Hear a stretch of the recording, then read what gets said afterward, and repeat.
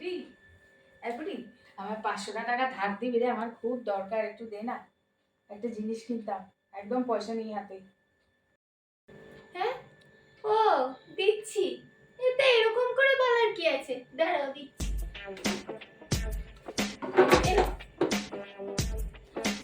Thank you. আরে আমার খুব উপকার হলো জানিস, এই ঋণ আমি জীবনে শোধ করতে পারবো না, এই খুব দরকার ছিল টাকাটা, ঠিক আছে?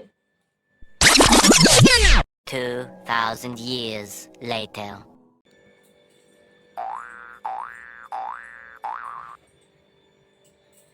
ও তুমি এখানে?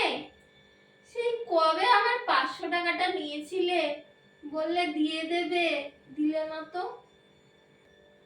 কিসের টাকা? আমি তো ধার নেওয়ার সময়ই বলেছিলাম যে এই ঋণ আমি কোনোদিনও শোধ করতে পারবো না, তাহলে আবার কিসের টাকা? চল হাট।